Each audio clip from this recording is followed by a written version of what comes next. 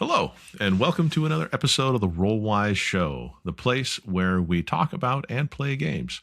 Today, we're going to be talking about a game. In fact, we're going to be talking about a game we recently played called Death in Space. Now, those of you that are not familiar with the channel and are just stopping by for the first time, welcome. But if you're interested in to see our actual playthrough from character creation to the completion of our first scenario, you can actually catch that in our actual play folder. There'll be a Death in Space one where you can watch all three of those episodes to get a feel for how the game plays and all that stuff. But we're going to be talking about Death in Space today. And Death in Space, just to recap, is a tabletop RPG that's published by Free League Publishing. You may have known them from things like Morkborg, Forbidden Lands, and a plethora of other games. It was written by Christian Plogflors and Carl Nibelhaus, and the setting is basically the far future, the Tenebris system. Basically, a civilization picking up the wreckage of a resource war that ended pretty much your ability to get anything new. Everything's broken. And so there's no new ships, no weapons, no new anything. And it's pretty much designed around the philosophy that nothing is new. Now, we didn't dive into a huge adventure or a campaign. We did a scenario called Broken Contact. I'll leave the link in the show notes. It's basically, it involves a secret research station, a parasite, and of course, we had two people that, if you listen to the show, probably maybe should not have taken the job. I don't know. They were there, the right people at the wrong time. I don't know. Well, in fairness, if we don't take the job, we wouldn't have had a lot going on. And we need money, so Yeah, it's true. So I guess with just that basic description, knowing what you like, kind of knowing at least a little bit about the game, just to get your broad thoughts before we dive in. What did you think you were getting, and did you think after playing it it kind of met your expectations? I think the game is different because it's not like it kind of says like they're not your characters aren't space truckers. Like your characters are not normal people. Which I think is different than like Mothership or in dark places. That's the other one. Whatever the other one is. The industrial one? Yeah, there's like 3 games that are all very similar. There's Mothership, there's this one, and then there's those dark places. And those are all Alien too. And Alien, but Alien is kind of Alien, which is also a little bit different. But you're not like, it kind of promotes that you're kind of a space trucker, but that's not really like, you think that's what it's going to be, but you're not. Like you're significantly weirder than just normal people in space. Yeah.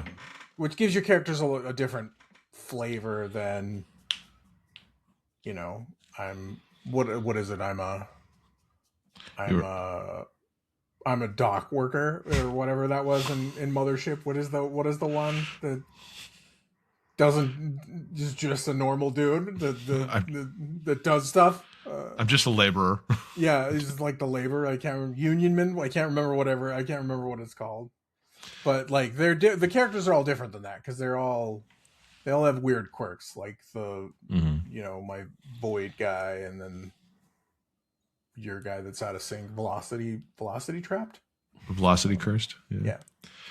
So just broadly speaking, did you like the weirdness after learning about it? Did you like that weirdness more, kind of the more you learned about it, or were you wanting to be basically like in overalls and your spaceship just trucking along the Tenebris system?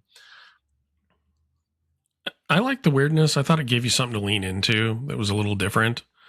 And there are definitely, if you played it more than we did, there's definitely going to be times where your character gets even weirder as, you start using the void points and rolling wrong enough on some of those rolls, So we didn't really get to experience that because we did accumulate some void points, but we pretty much spent them as fast as we could. So we never got sick or cursed. I have things to say about that I'll say later. But I think it was neat because I think the weirdness was a shorthand and kind of make decisions about your character.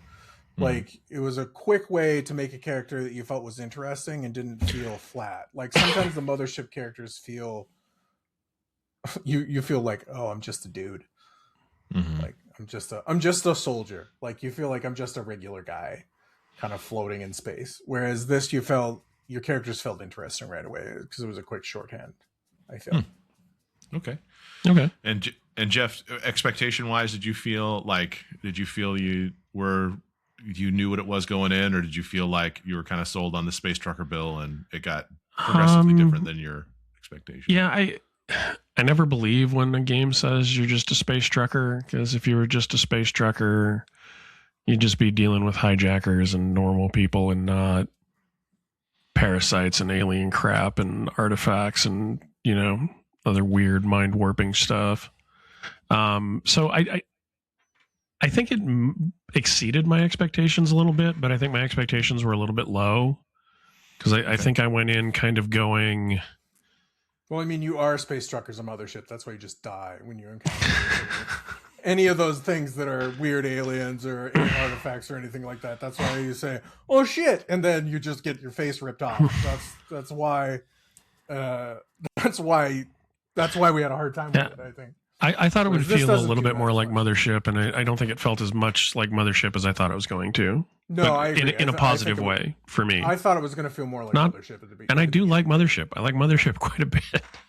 I like Mothership for different reasons. It's a very different game. If you think they're different games, they're not the same. Yeah, at first blush, you'll think they're similar, and they are not at all.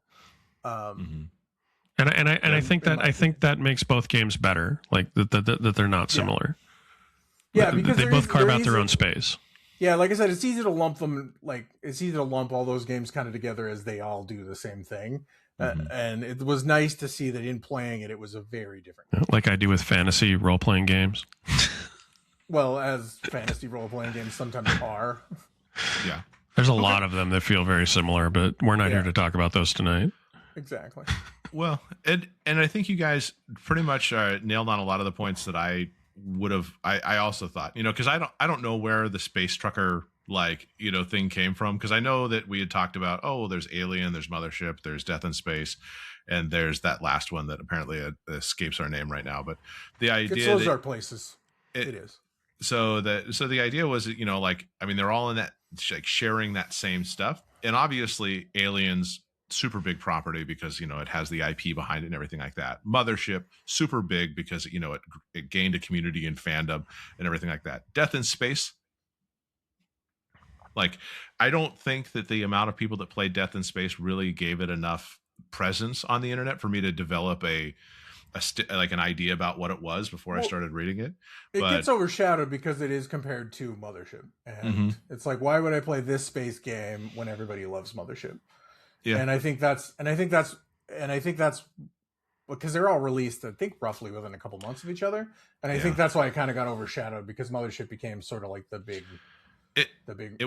hot new thing. Sure, it became the big rock, and being it was a space game, everybody's like, well, I want to play in a space situation. Yeah. Mothership is the easy one, but they're very different. Yeah, and it's too bad because I think it plays well and it's got an interesting setting that it goes through, and yeah, I think it's just different. It's very different. Yeah, it's different. It scratches a different itch. Yeah, well, I think there's more. I hate to say it this way, but I think there's more balance to the combats. Instead of just being in Mothership where it's just you just get hit by the monster and something bad happens to you. You either make the test or fail the test and take damage or whatever. This feels a little bit more easy, more flexible, to where your characters just won't probably. I had some hope, even though it was a less than 50% chance to succeed all the time. So let's talk. I guess good segue into how it plays. I'm going to go ahead and just kind of explain a little bit about the core of the game, and then I'll pepper some questions in there. But so the first thing is that the number one thing about the game is that it is a D20 system. You basically are going to roll a D20, add a stat, those stats typically range between -3 and +3, and you basically hit a target number of a 12. Like that's the main resolution engine that it has. Everything from combat, hacking, squeezing through an airlock door like you guys did, runs through that same resolution. And so I guess just first question out of that, did you like that simplicity, or did you kind of want a little bit more under the hood? You know, I see that's a loaded question for me because it's a depends answer. For this game, I think with where my expectations were, I actually liked it. It actually worked for me for what I thought we were playing. Like in some fantasy stuff, then I expect to be able to apply a billion different skills to specific problems, you know, and be very good at some things and semi-poor at others, you know. But this one, it kind of felt like I could try anything and probably not succeed at anything. Well, failure didn't feel like a total shit show. It wasn't like, totally it didn't crushing. Feel like doomsday. Like it didn't feel like, oh God, we're doomed. Right. When you failed, because like I said, it's what 60% chance to fail, depending on base. If you without any bonuses, it was 60%, and like and 60%? I had 1 + 1, and then my next best one was a 0, and I had 2 negatives. So. Two of the things I was rolling on were worse than a 40% chance of success. I liked it because the couple things I liked about it was simple. It was super simple. You pretty much knew what you were doing every time you had to roll a dice. You know what you were going for, which was simple. It didn't feel like doomsday if you failed, and you had some control of like whether you could reroll with the void points, whether you could reroll or not. I like that, and I liked in this game where it felt like the fights were even. Like, sure, I had a 60% chance to miss, but so did whatever we were fighting. Whereas I don't feel that way always for some of the other games that we've tried recently that are more OSR style like this, where either they have more bonuses than us or they're just tougher than us. And Mothership, like I said, with Mothership, it's just basically if you fail your roll, it's like you're taking damage. It feels like I walked out of the hardware store and tried to punch Superman in the face when I'm playing Mothership. Yeah, Mothership it doesn't go like, very well. Oh, I'm not good at this. I'm screwed, basically. It was like, I can't fight. Don't get into combat. Don't get into combat. Don't get into combat. Exactly. So run away.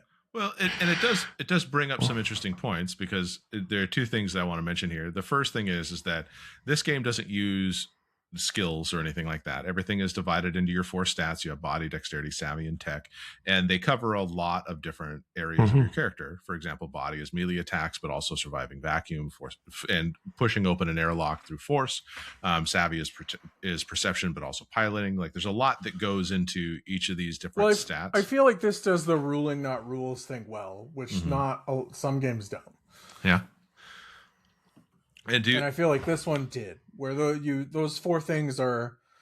I feel like the ease of the system is I want to do this. Okay, roll. That sounds like it'll be this. Roll the 20. Roll your d20 and get a 12. And so I think between those 4 stats, it gives you flexibility to kind of know how your character can generally approach these types of things. But then also the monsters could in fact be weighted against you. They could have bonuses that are, you know, in the pluses where you guys are obviously in the minuses and everything like that. But it didn't feel like, because the range is so, it's kind of a narrow band. It didn't feel like even if the monsters had, unless they had super advantages, you know, it would feel doable. But I think if the combat was that point where I wanted to just eat you up in a combat or something, I think that that would feel weird. But you're the GM. If you want to make us lose a fight, you can make us lose a fight anytime you want. Exactly. Like that's not like the way that this one was written. And you said this was a pre-written scenario. Like, he wrote it well. Like, I feel like he wrote the people that we fought well. They were balanced towards us, not overtuned or if we were fighting soldiers with, you know, armor or like plasma rifles and +3 on their plasma rifles, yes, we're dead almost assuredly, because we didn't have anything. We had a table leg and that's it. And your trusty crowbar. At the end, we had the crowbar. We didn't have the end and didn't have the crowbar at the beginning. No, we couldn't afford weapons. Now, and this is one of those questions: is that because of the way your stats and everything like that work, do you feel like that prompted you to behave in a certain way when you were approaching problems, or did you just approach a problem the way you wanted to, or way your character would feel it, and then just saw what reaction I had as a GM? Like, I want to go through the airlock. Okay, well, that's going to be a dexterity roll, but I have a terrible dex. Why did I try this? Like, where did you guys, where or if that influenced, how did that do that? I kind of felt like my character would try things anyhow because they'd already lived through some stuff as a veteran, right? Okay. To put it bluntly, they'd already seen some shit and come out on the other side. Mm-hmm. And so even though they may not be the best at anything, they would still attempt stuff, and if that doesn't work, then you figure out another way to try to do it. I didn't try to let it. I mean, I know I joked about it on the recordings. But I didn't try to let it stop me from trying stuff. Okay. Because we were there and it was only the two of us, right? Like, even though we ultimately succeeded, spoilers, on the throughout the whole scenario, there were times where if you were to roll better, it would have ended very poorly for one or both of us. Like it was that close. I think that was part of why I had so much fun. But it was through doing things and trying things and not just going, okay, who's got the best stat for lock picking? You know what I mean? We talked about it, but we did that a little. Yeah, but I mean, but there was only two of us. That's because it's just dumb if you don't. But I mean, that's the thing is, I think because the way the characters are designed with a lot of flavor, like it's pretty easy to decide. Well, this is kind of what my character would do, which is what I like. I like it more character based than Brent playing a game. I like this is what my character would do in that situation, which this character was very mercenary and he really didn't care about people very much. Mm-hmm. As per the crowbarring at the end. But there were things that I was like, it would be dumb to do that because we're just going to die. Like, I did not want to search the bodies when another spoiler, when we went in the room and you're like, there's two bodies laying on the floor. I was like, we shouldn't touch those. Because there's if we hadn't needed a key card, I wouldn't have either because the same thought went through my head. I know I didn't communicate it then, but no, I know you did. I know, but it went through my head like, parasite. Until I critted on ratcheting the door open. Yeah, but yeah, well, like I was gonna stay away from those bodies. Which in this game, I feel like it wants you to be more like scroungy. Mm-hmm. Like it wants you to like look around more and find stuff for your ship and stuff like that. That also felt dangerous or foolish. That felt really dangerous. Yes, foolish and dangerous. It's a little risk. Yeah. And you can't fix your ship if you're dead. Well, and it's true. And there are rules for how you scavenge things, and you basically get to turn them into components that you can use to repair ships and stuff like that. And we didn't really explore the condition rules as much in this particular scenario because there are obviously, as you go through combat, your stuff can lose conditions if you roll a 1 on a d6, and same thing with your spaceship. As you travel, you can cause there to be lost condition that you have to repair and all those things. But what I did find interesting more so was the void points. And I think there are two areas that I want to talk about there. First of all, what void points are is that anytime you fail a check or attack roll, you get a void point up to a maximum of 4. Now you can spend a void point to act for an advantage on a roll or to activate a cosmic mutation. Now we didn't have any cosmic mutations, so all of our void points went to the advantage route for these kind of things. Mm-hmm. But the idea is that it allowed you to, if you failed, it made you better down the road. Now advantage in this game, like just like advantage in D&D, you can still roll 2 1s. It doesn't really necessarily. You can still suck twice. Yeah, it's possible. So it doesn't necessarily help you in that next way. It just gives you another bite at the apple that you have there. But if you did spend the void point and you failed, you roll a d6, and if it was lower to your current void point total after the spend, then you rolled on some void corruption tables, and you could get some really nasty results that kind of just, and that is never going to happen. It was kind of weird, and I think, in my opinion, and I think we'll talk about this later at the, what maybe I didn't like about it as much, because I felt like that void corruption table, it's a good talking point for later. But did you guys feel? I like it because ultimately you have control over whether or not you screw yourself, which I think is nice. I prefer to have more control over my character than random chance screwing them over in the long run. Mm-hmm. So I felt like the use and storing of void points was nice for me as a player. I also my opinion of it, and this is a bigger topic for later, but my opinion of it, I also think when they wrote a rules light game and just didn't think about it very much. They were just like, this is how it works, and didn't really give a shit, too much of a shit, because like if you do it right, like you will never have to roll on that table. You will literally never have to roll on that table. And all they had to do was put in there any roll of a 1 is a failure. And that's all they had to put in there, that you always roll void corruption, and anytime you roll a 1, it's a failure. Yeah. Like they just had to put that blurb in there. And that changes the game. Yeah, it felt to me like they wanted you to use your void points almost as fast as you got them, and not hoard them and try to always be at 3 or 4. Because that's the only time that you were in danger of anything happening, was if you were living with 3 or 4 void points all the time. Yeah. Well, I guess, and we'll talk about that. This is definitely a let's talk about in the opportunities section, because there were some opportunities there that I think are good to discuss. Sure. My question is that did was it interesting to have the ability to apply advantage as you saw fit when you did this? Did you like that loop of failing to do better next time? I did. I always prefer to have, like I said, control over what my character does, versus it felt like I had a little bit more control. It was like, oh, I did bad. Sure, I did bad on opening the door, but I'll do good on something later. Potentially, I'll have 2 shots at it, something else later. And then I have control of saying, well, I feel like this is important, so I can do that reroll. As opposed to like, I think this is less important, so I'm probably not going to use it. Okay. Yeah, I tend to like meta currencies where you get them often enough so that you're not often enough that they're useful, but not so often that you're flooded with them.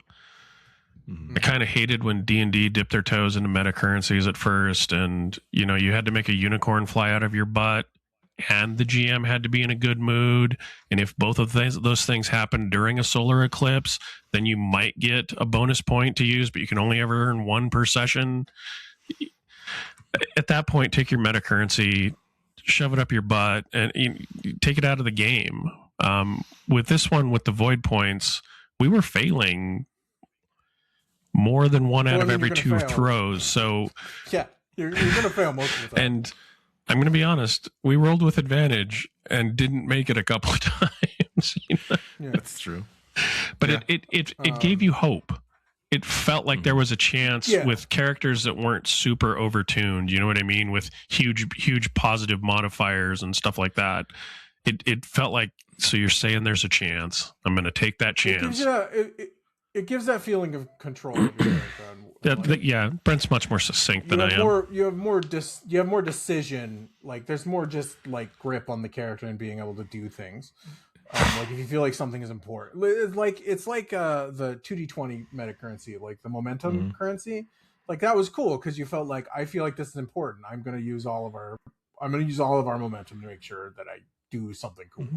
And I like that level of control of being able to say, I'm going to hedge my bets that I do. Okay. This. Also, the other thing I will say about void points is if they really wanted to fix it or make it different, feel like it. If they wanted to make it a screw you thing, and as opposed to just like a meta currency, they could also just say, I had an idea and then I lost it. Never mind. Moving forward. The cosmic mutations weren't all horrible. They just had horrible side effects, right? They were semi-useful. Well, there are cosmic mutations, and then there were the void corruptions. Oh, okay. So Cosmic Mutations were, like you could buy them. You'd actually use your experience that you gain at the end of sessions to buy them. Whereas a Void Corruption is like really bad.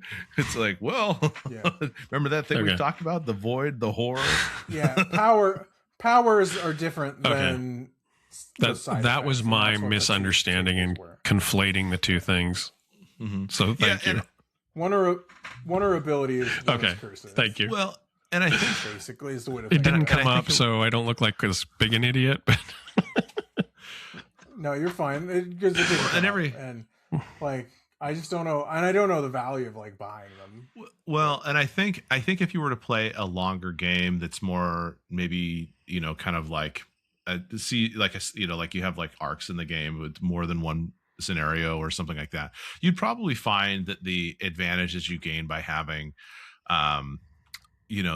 not the Void Corruptions, but the Mutations or whatever it is, you could probably find that some of those are worth saving Void points to situationally use. And I think that would, if you have abilities, and I think that would allow for the Void point corruption table to kind of more rear its ugly head. That's true. Because some of those Void point corruptions were really interesting. It just felt like it. No, you mean the Cosmic Mutations were interesting? No, the corruptions were interesting. As a GM. Oh. But what I'm saying way is to screw over the players, they were super interesting. But you're using the Void points on your Cosmic Mutation, correct. And then a failure makes you do the Void point, corruption. Void corruption. So that's where the interest comes in. But what you're saying is some of the powers that you can get from the Cosmic Mutation are worth banking. It felt like it, but we didn't really explore them too much. So I think, and what's interesting is I bet you could come up with your own if you really wanted to homebrew some of that stuff. Probably could. They would have to be super. And this is also another thing that's interesting about this game. This game felt more like it was made for campaign play, like multiple sessions on multiple adventures all together, versus like something like Mothership, which is like a one-shot machine. Yeah.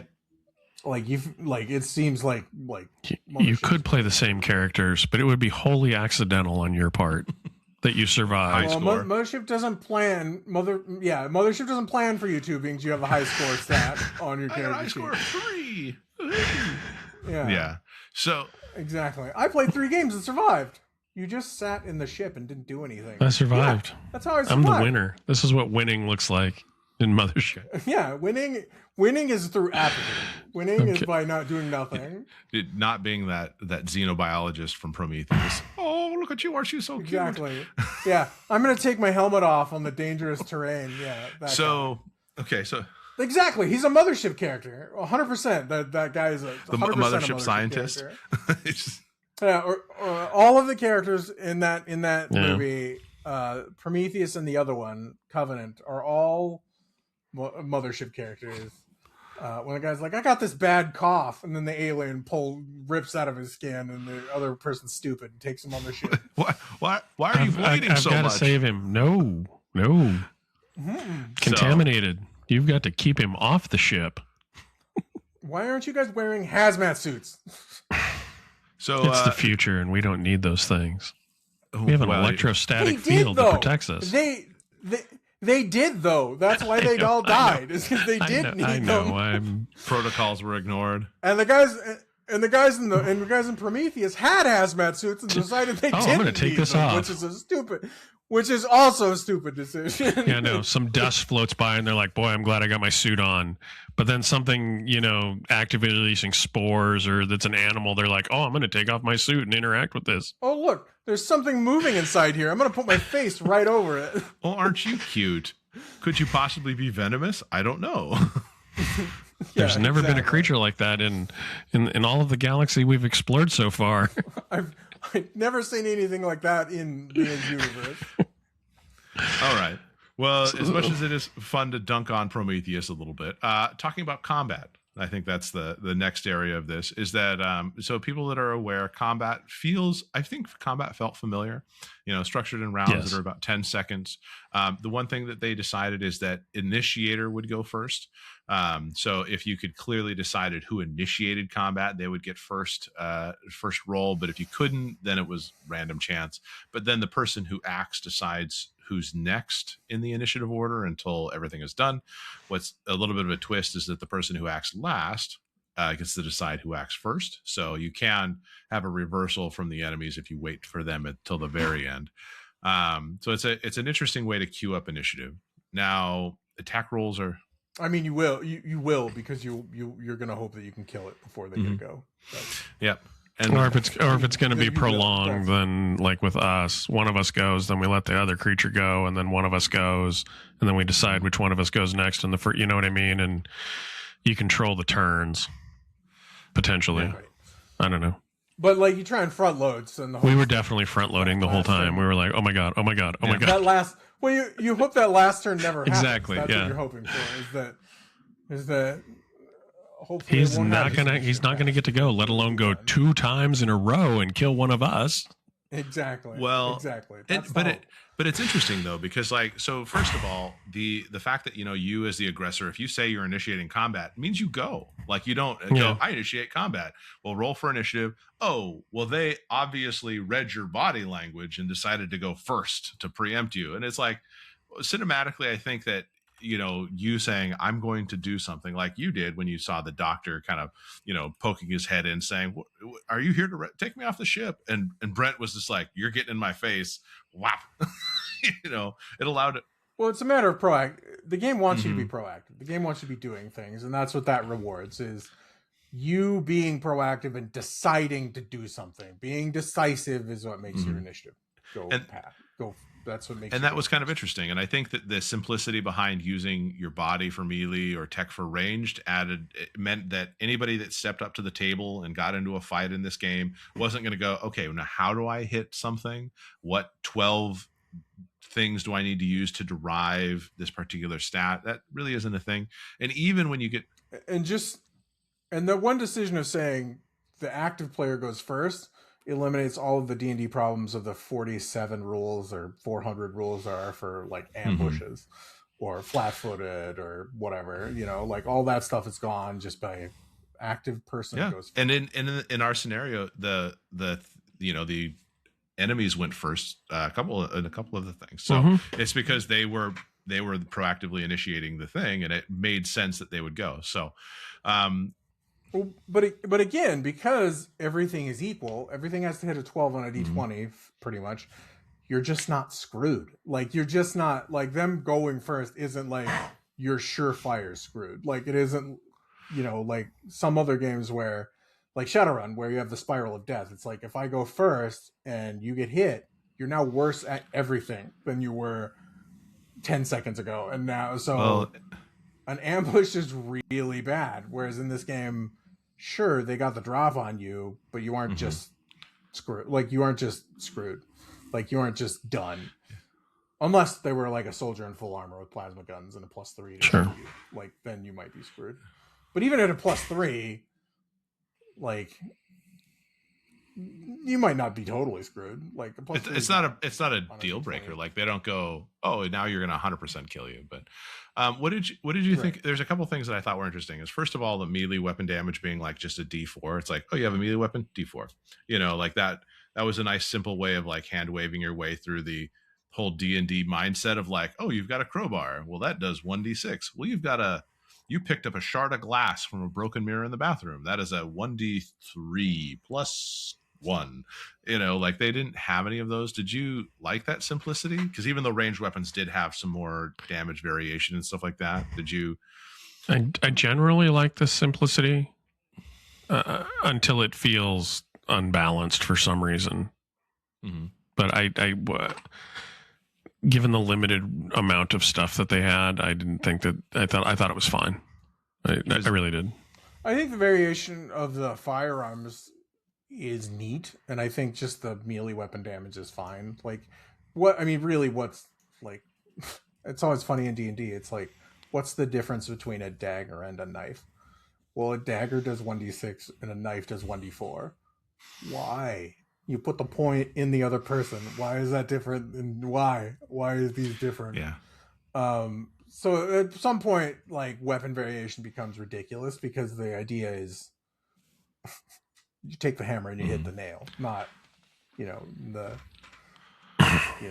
There's not much more variation than that. So I like like I said, the simplicity of the game is kind of one of the things that I think is neat. Like it is a game you could just pick up and play. Which I kind of like about that. This is one of those games that you can do with low prep.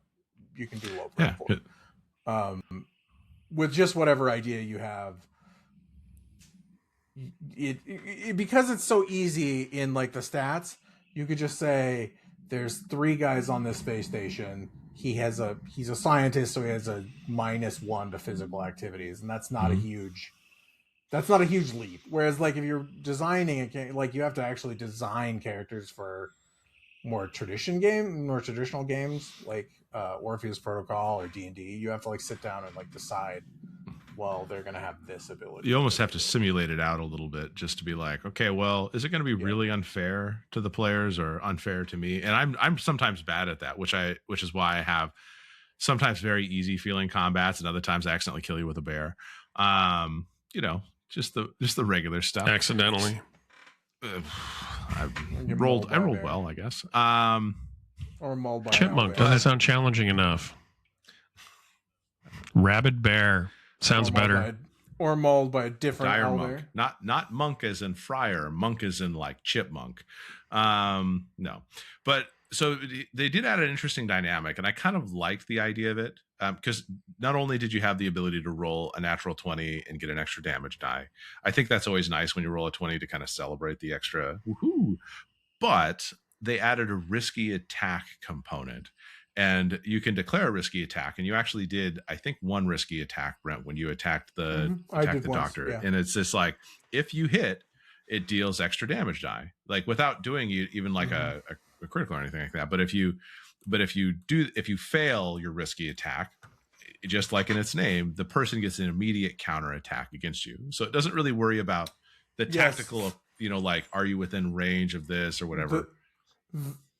The guy that didn't seem like a threat, that was the one that I played the risky attack on. Well, it worked out. You're correct. In the end, it was the right call. He doesn't seem like he's a part of the job or dangerous. So yeah, I'll risky attack that guy. and rolling 2 dice. But it was definitely, it was like, okay, well, I'm gonna end this quickly. You felt like you had the ability to overcome his defense, making it a better move. So, yeah, it's that moment. Yeah, it's that moment of control. And what's interesting is it doesn't give you a penalty to your roll. It just gives you a penalty outcome. So if you fail, something happens, but it doesn't make success harder, if that makes sense. Right. And I think that's an interesting dynamic of doing the risky attack. Because in D&D, there was a point in time when you do call shots. If you guys remember, do you remember trying to call shot an eye like -8 or something like that? And You can still do that's offensive attack. You can still do that. I still think they have that maneuver in there, because you can do offensive attack, which is like a -8, or you can do or you can be like defensive, which is like a +8 or +4 or something like that now. And so that's still in there. But like, why would you? It makes it impossible. It makes it. I feel like the modifiers are like more prohibitive than just the bad outcome, because I think that when you take the risky attack, you're gambling a different way. You're like, well, I still have the same chance of doing it, but now I get the attack back moment, if that makes sense. So what about like D&D, which we're talking about D&D because it's all D20 systems, but like D&D is such a swing and miss, and it kind of doesn't matter all that much whether I miss game, whereas this, it feels like a big deal but not hopeless, which is nice. And out of curiosity, I felt like it was kind of comical, you versus the parasite, because there was a lot of missing involved. Did that feel like still an okay combat even with the misses, or how did that go it did. Guys? It's a chaotic situation, right? And you're flailing at stuff. Yeah, it felt appropriate. Is the way I would say it. It felt like we were swinging at a little worm creature on my friend's leg without trying to chop the leg off with a crowbar. Right. The first time I thought I may, like I said in character, it would have been really hard to take your leg off with this. So like, that's a big deal. Like, I think it was good. I think it felt good. Yeah, I did too, actually. So we didn't really get into like the death and dying, but in this game, if you did get to 0 hit points, you roll a body, and basically, if you succeed, you get into you're unconscious until you rest. Failure means you roll on the death and space table, which would have been like, I mean, there are some weird results on the death and space table. I don't know if you guys looked at it at all, but I was like, glanced at it. I mean, and I don't know if like they have a, you know what I'm saying. I wonder. I was kind of almost to the point where I was like, well, like, okay, the so like the death in space table, it's like you drink a strange fluid from an old fancy cognac bottle, and I was like, what? Like, how does this come up in the death roll? You know what I'm saying? So I'm sure that some of those would feel more interesting, but it felt like if you rolled the death in space, it was, some of them were just a little random. But we didn't have to worry about. Well, it's a table, so it's like anything. Don't do one that doesn't make sense. Just move to a next. Well, one of them was kind of good. Was like you get stuck in a non-physical time loop after a code error. That makes sense. Sorry, Jeff. Your velocity curse has finally paid off. Yeah, no kidding.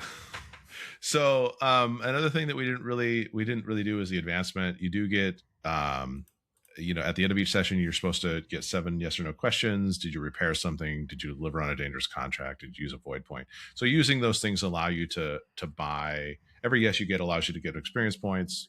Every experience point allows you to purchase from kind of a menu of things that you can do. So you can raise stats, you can buy cosmic mutations, all that kind of stuff. And I one of those things, like, since we didn't really do it, it feels kind of normal for these OSR style games.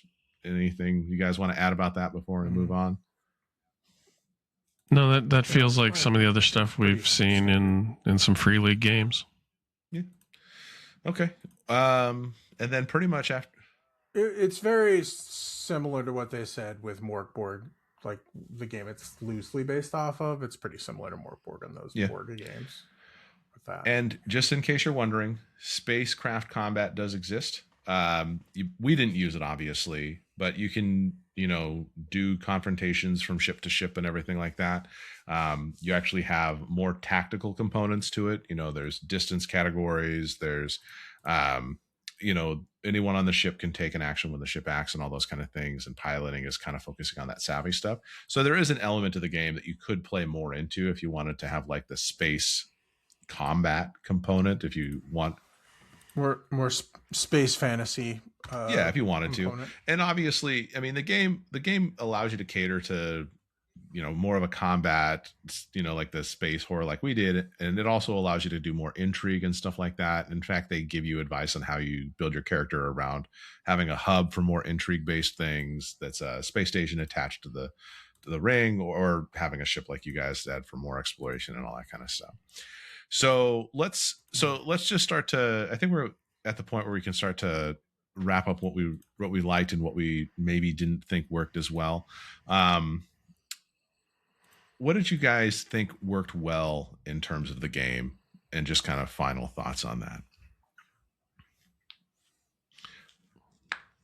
I think the simplicity for me, like, it wasn't too simple, but it was easy to get into, and we didn't have to ask a lot of questions once we learned something, and so that I felt it made the play sessions feel like they went smoother than when we have 1.5 billion rules questions, because learning as many games as we learn in a year, that we're not 100% prepared for all of them. And this one was actually kind of refreshing because I felt like I had a decent grasp on it. When it didn't feel maybe like it surprised you with an obscure rule, or how it didn't feel like there was a specific way you had to play it. Because I think Forbidden Lands tripped us up quite a bit with just like, well, you're out surviving. Well, you really need that chef skill to really focus on being outside of the settlement for any period. Maybe we shouldn't call it chef. I think that's part of what threw me. That didn't feel like a skill an adventurer would have. That felt like a skill that somebody who lived in town would have. I think the simplicity worked, and I think the system was great for what it does. Like, if you want to play a simple space game where you're kind of weird mercenary type characters, they're okay. Generally, a lot of things are kind of a jack of all trade type situation. Or, I think this game does that really well. Just like I think Mothership does what you're a doomed space trucker doing. Like, that's the thing, is you're the guy that shouldn't be fighting the alien. Like, and I feel like Mothership does that really well. I think this game does what it's supposed to do excellently. And the rules are simple and familiar, and that makes the game easy to, like, you could sit down and play this game with anybody that's played D&D before. Yeah, I feel that. Yeah. Well, and I do like the fact that it rewards decisiveness over optimization, because there's not a lot of ways that you min-max this game that, at least in our initial first pass through. I'm sure you could, obviously try to min-max it and stuff like that. But just the fact that, like, you were rewarded for the fact that, like, I'm going to pry this door open. I got advantage. Boom. I'm prying the door open. The Smith screaming through the door. That crowbar makes a second appearance. Fast, decisive. Boom. That conversation was over, I'm gonna Half-Life the shit out of that guy. And so I think the way that it rewards decisiveness was a nice treat. Like, I know that there are probably other systems that have used similar initiative style rules and stuff like that, but I felt like that was a nice way to keep the it going cinematically, but also at the same time rewarding you guys for saying, I'm doing this and this is how I'm approaching this problem, which was good. Yeah. So let's be a little bit more critical. What didn't work for you guys? Like, out of all the things that, we're going there, what was the other side of the coin? The other side of the coin for me, I get that we were mostly regular people, but you are going to roll, when you roll your characters, you are going to roll a lot of negative modifiers. Like, the system is set up for you to not have a lot of positive modifiers. And so you start with a base chance of 40% to hit. And if the main thing you have for combat is a -2, then you have a 30% chance to hit if you get into combat. And that's really low. I mean, it could be, over time, really punishing for certain characters. And yes, that means you have to think and try to find ways to do things other than combat. But there are times where, in a lot of these games, combat's the way to go. It eventually gets there, you just have to right? hit a dude with a crowbar. You just have to hit a dude with a crowbar. I like that it makes you think, and I like but yeah, it could be really punishing under the right set of circumstances. And I don't think that they're that far-fetched.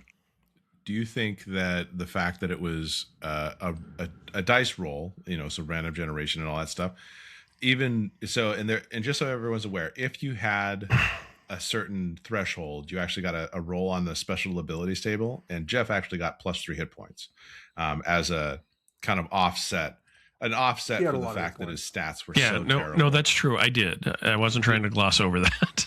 Did you feel like it was interesting adversity, or did it kind of just say, like, I'm going to be less helpful or useful in the dice rolling aspect?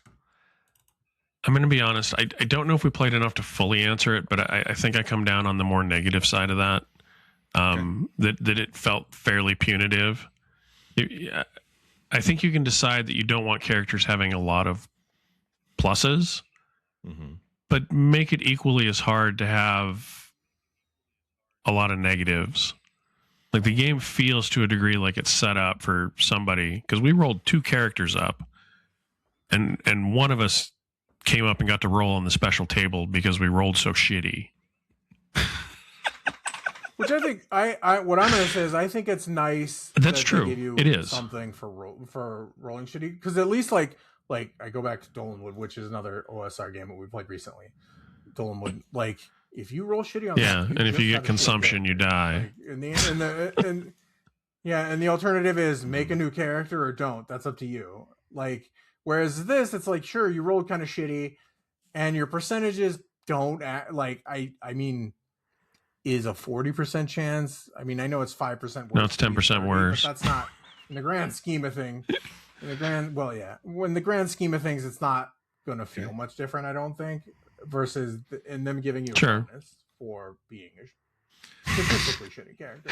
And I don't actually feel after playing that I had a shitty character. I rolled very well, which is weird. Yeah, see, and Yeah. I think it's more of a feel thing, which is what for me was nice. It didn't feel as bad. I was nervous.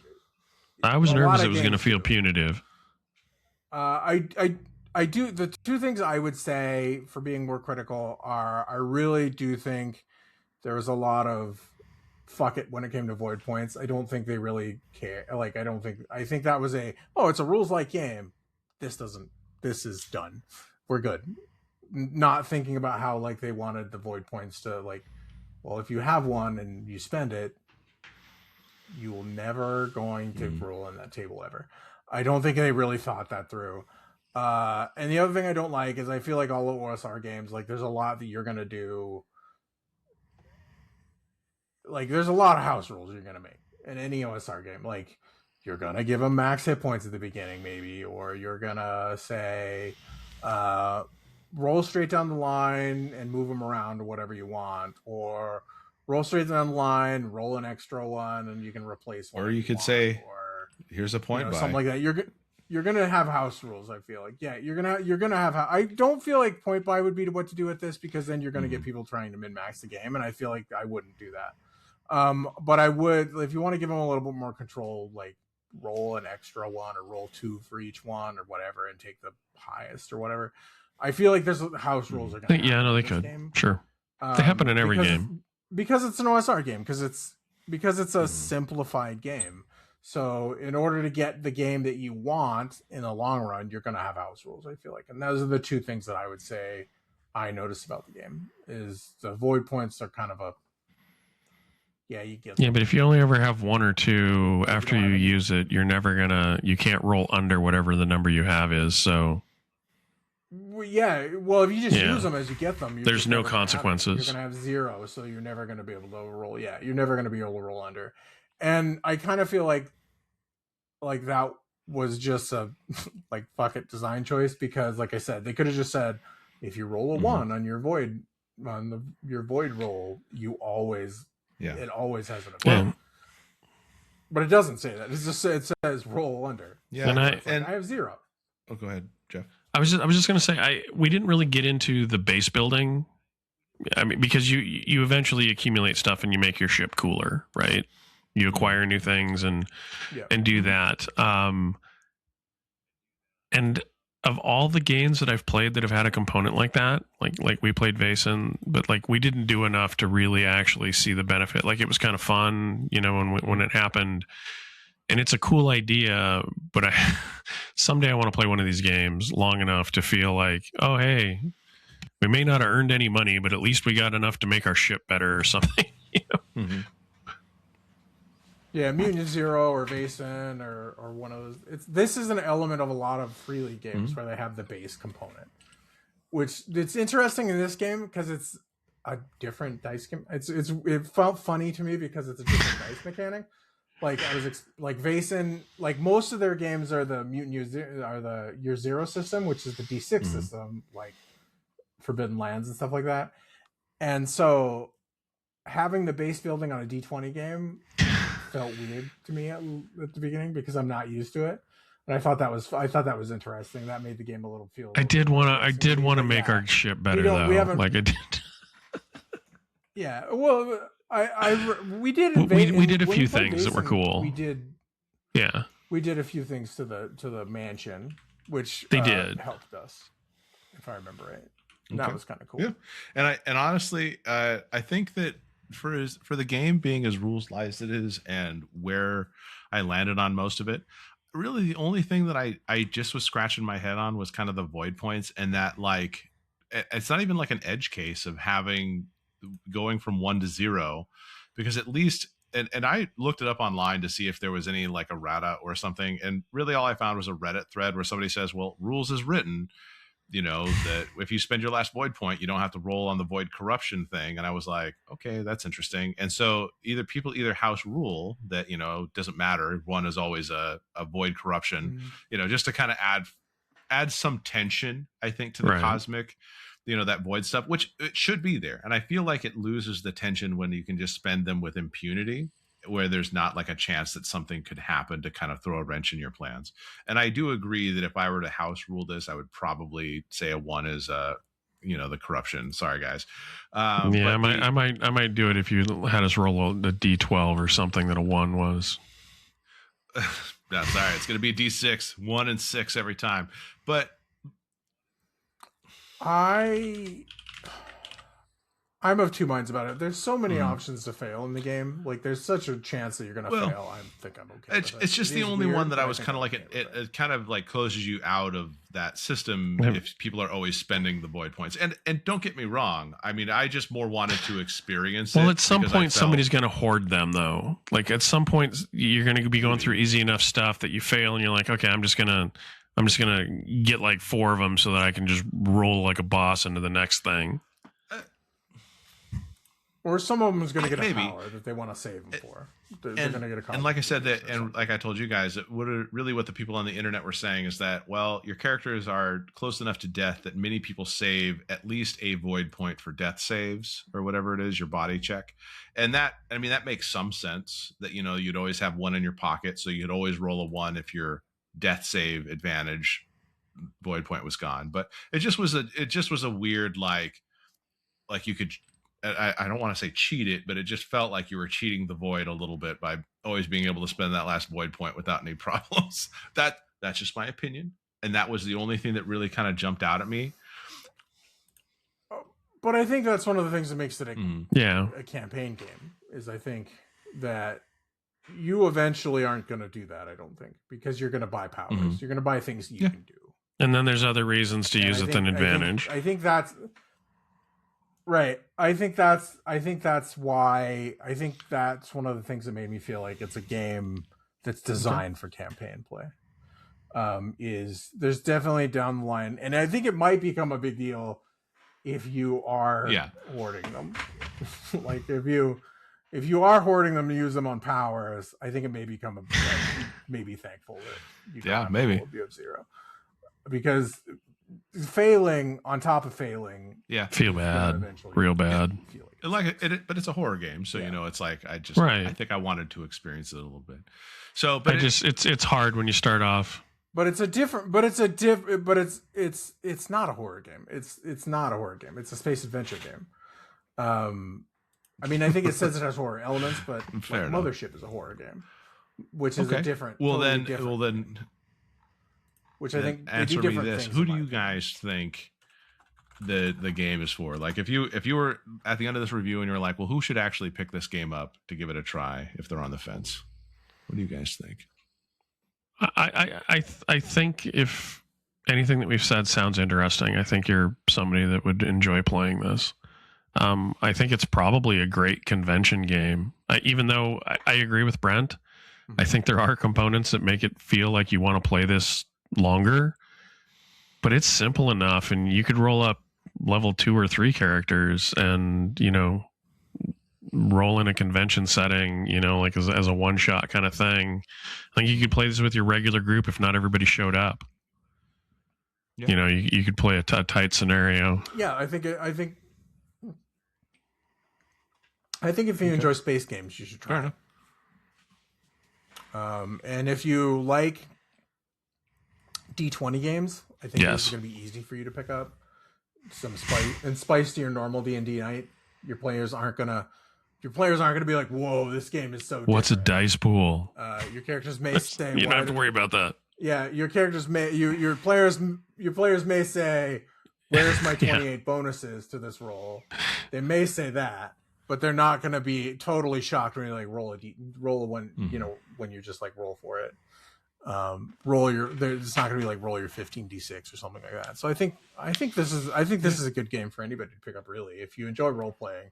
And I think this is nice since we've been talking about it, I think this would be nice as a low prep game. Like, I think this would be I think you could do the no prep, low prep philosophies a lot easier with this game than you could some other games.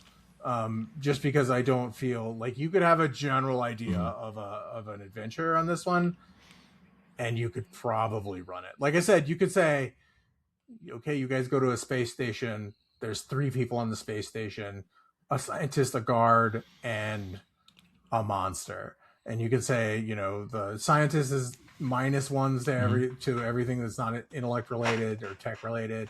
The guard is,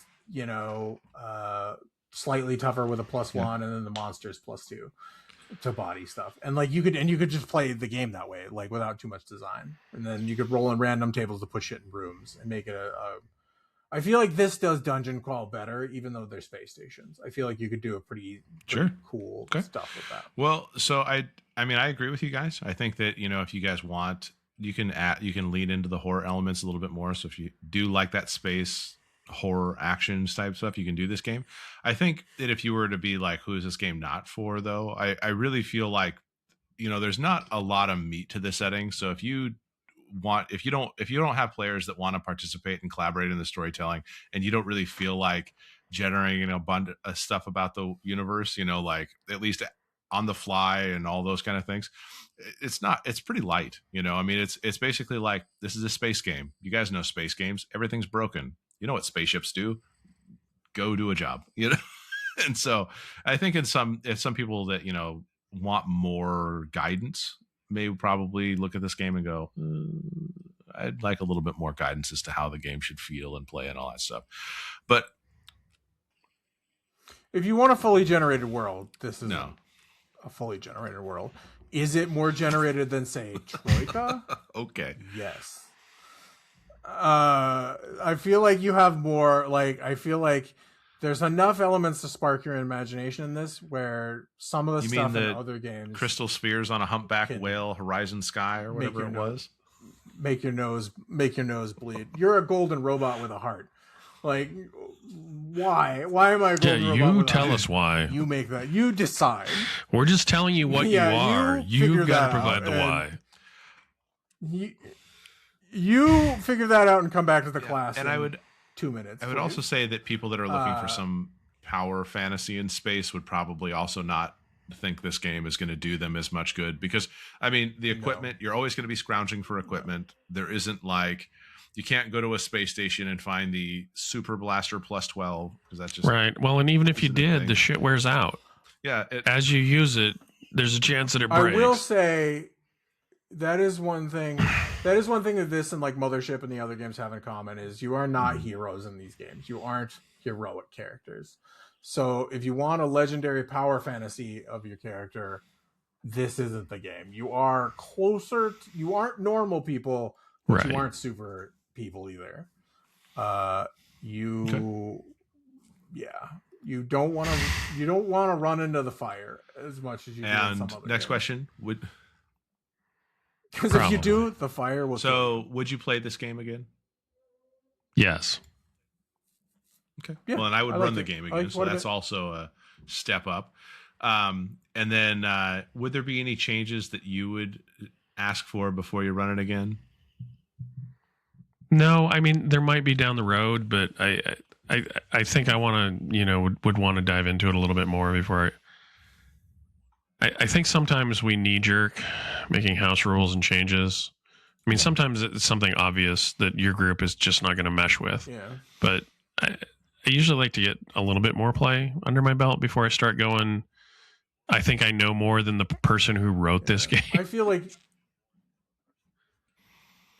this is the game you play rules as written. You play raw, if you will. And then you you customize for your table.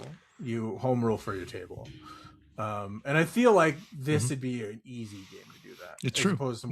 And honestly, if you have any desire to play space adventure stuff with a fan or with a horror tint to it, play this game. I mean, obviously you can make this as horror-y as you want, but this was a fun game. I was surprised. I liked it quite a bit, and I don't know if it was just because I liked playing around in the D20 sandbox, or we had a good, everything kind of meshed together and it was a good story to tell. I'm not really sure which confluence. Brent's character was good, so he wasn't a grumpy bitch. That made the game. Wasn't a friar. That made the game better. Imagine if you'd have been a space friar. Like, Yes. I'm a space shaman that Right. likes to talk with the void, and that's all I do, and I'm just grumpy about it. Well, I kind of was that, but I was good at it, which was nice. As opposed to my friar who was bad at everything. And a friar. I mean, honestly, I recommend this game. It's not like in terms of like other game prices and stuff. Digitally, it's pretty cheap. Physically, it's not too expensive. It's not a big book either. So I think that these days, when you're looking at spending $60 on a core rule book, I don't think Death in Space was that much. I think it was like $30 or $40 depending on where you buy it. And obviously if you wait for Free League's Black Friday sales like I did last year, you can get I got some pretty sick deals. I don't remember if Death in Space was included in that, but there were some good deals on their Black Friday sale. So hopefully, fingers crossed, they do something similar again this year. That's for Free League. You guys, if you listen to me, that is my hope and desire, so I can spend more money on your website. So that's it. So at this point, we're done. Thank you, everybody, for listening, getting to this, getting to the 1 hour mark with us. We appreciate you. If you have any comments about our experience, maybe we played it wrong. Tell us what we did wrong so we can do better next time.